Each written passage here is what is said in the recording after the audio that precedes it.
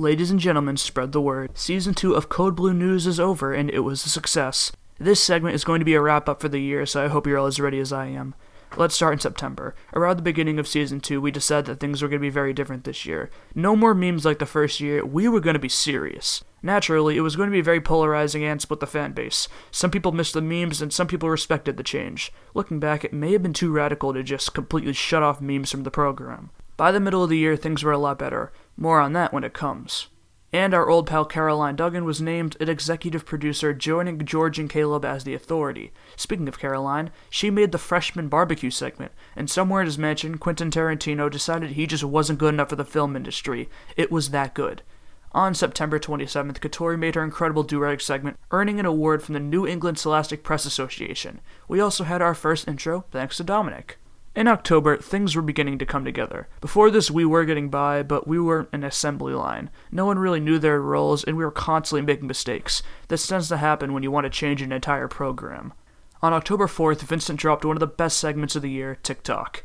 Brianna, Duggan, and I made a Triple E segment that, once again, won an award from the New England Scholastic Press Association.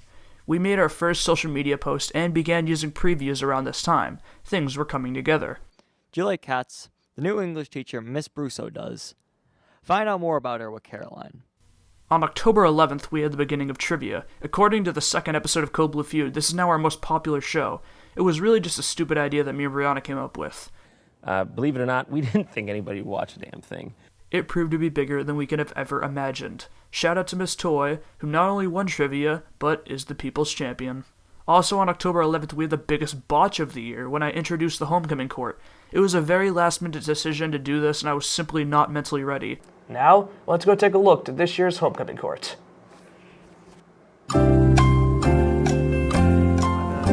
Oh, he's leaving now.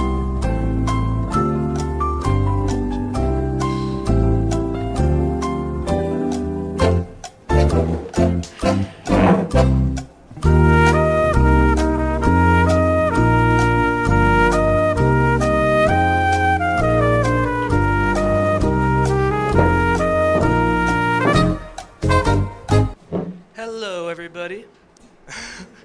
And here we have the homecoming court. Okay. Hi, I'm Lucy. Hi, I'm Riley. In those moments when we tried to figure out what was going on live, I almost blacked out. I am not exaggerating for the sake of this segment. It was so scary, and I still have nightmares. On October 25th, we held the first Spirit Week episode, which was our first meme-ish episode as well. We swore at the beginning of the year that we would be more serious. However, we had a logical reason this time. To bring the school together for 1 week, we should be comedic.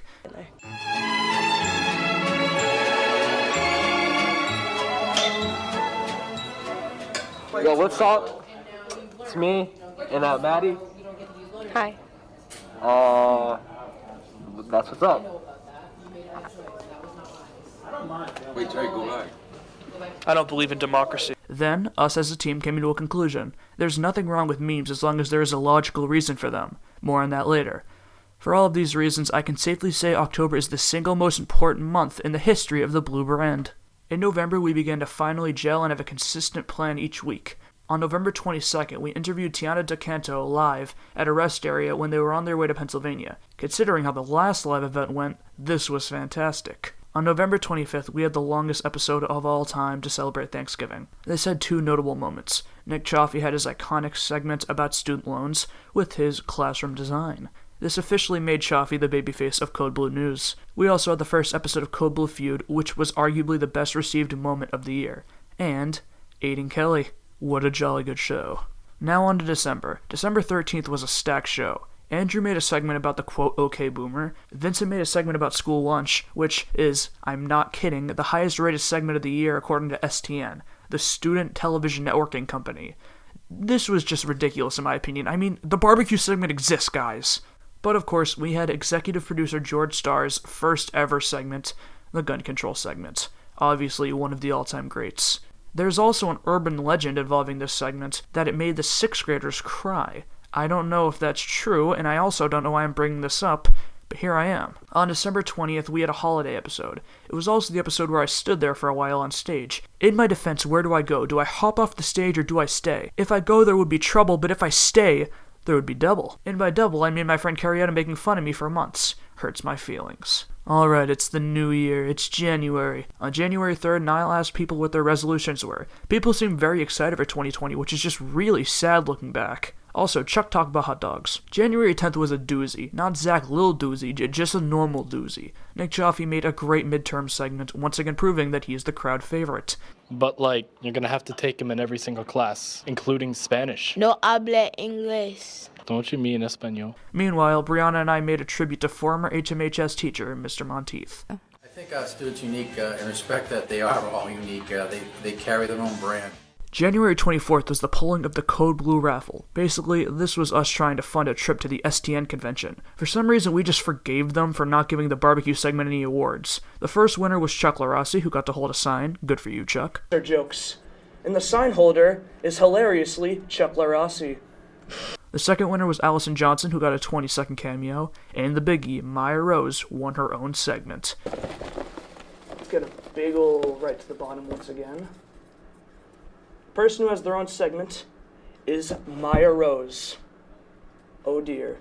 You could see the genuine fear in my eyes as I read the ticket. Could this be what it takes to dethrone the barbecue segment as the greatest ever? January 31st was just insane looking back. In my life, no celebrity death has affected me as much as Kobe and his daughter Gianna. I made a segment to honor them, and it's now one of my all-time favorites.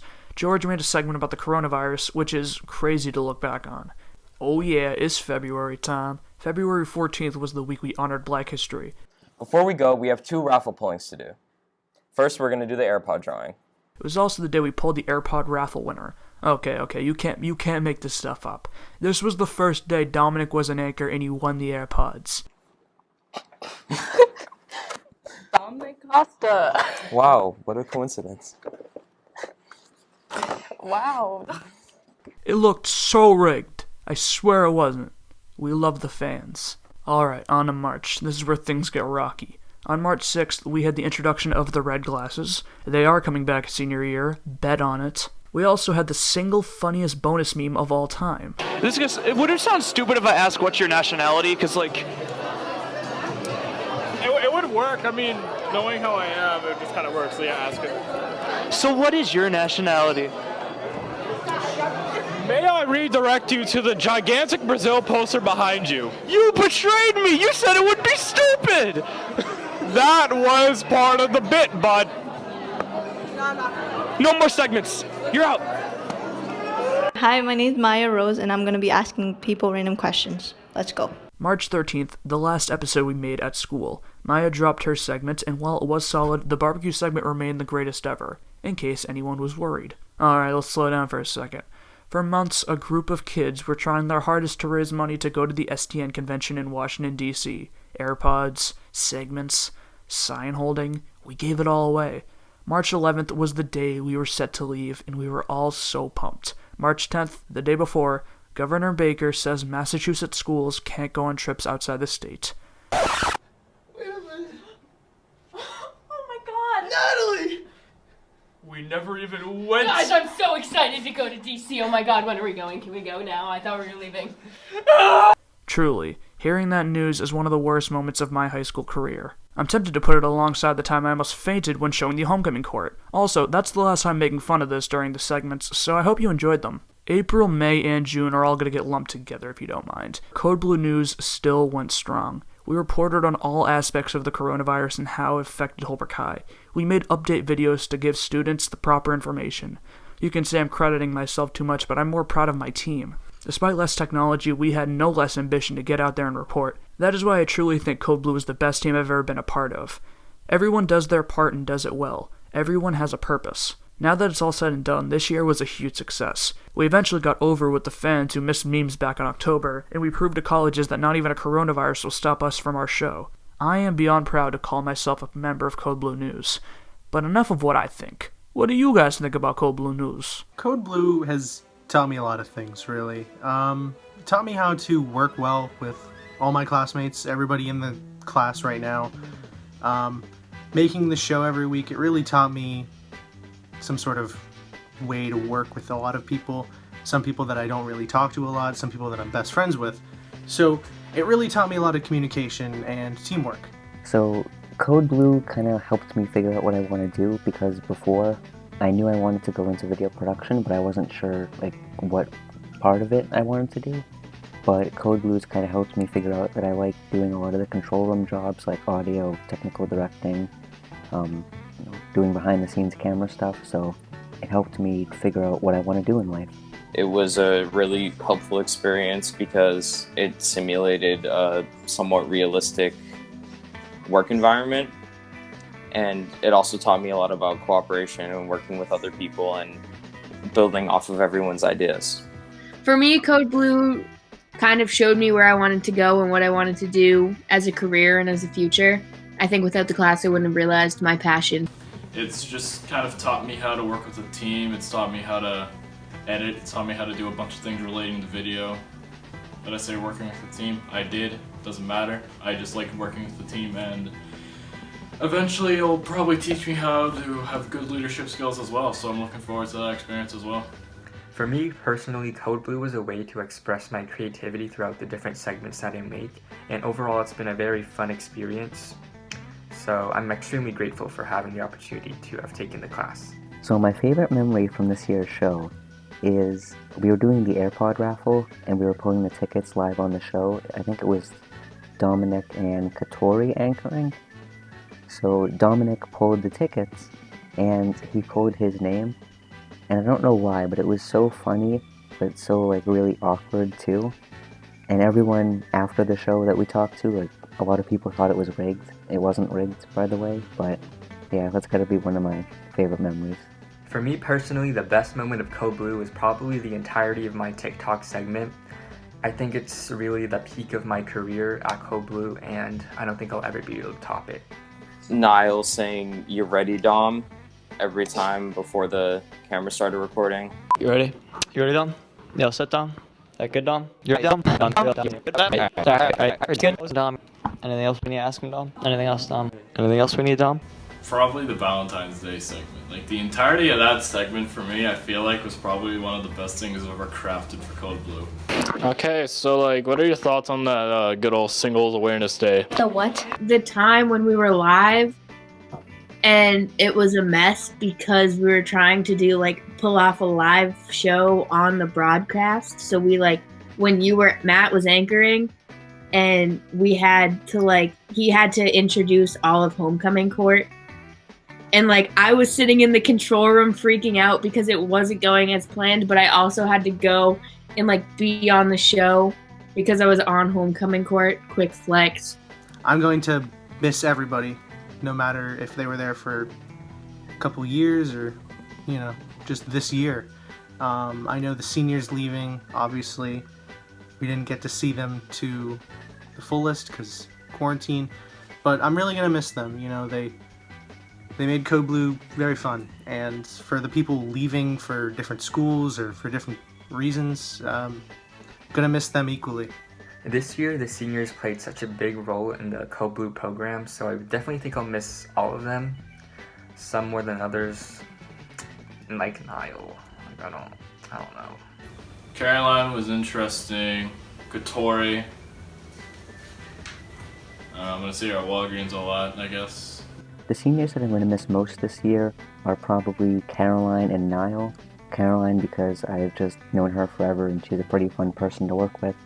Niall because I've not only been doing Code Blue with him, but I've also done Video Production Club with him since I think I was in 7th grade. So I've been doing video stuff with him for 4 or 5 years now, so it'll definitely be weird and I'll miss not doing all that stuff with him anymore. Gonna miss everyone from Code Blue simply just because I think I learned from everyone in the aspect of producing stuff and being in Code Blue, and I also think there were people that I didn't know going into it that I'm friends with now. So I'm gonna miss Mr. Gorman a lot. I'm gonna miss working with everyone, Dylan, Jenna. It was a lot of fun. As for me, I'm going to miss all the seniors of Code Blue News pretty much forever. Code Blue has honestly been my happy place this year, and until I die, I will honestly remember this team as the team that changed the program and my life forever. So, for the last time this year, I am Matt Messina. Back to you in the studio.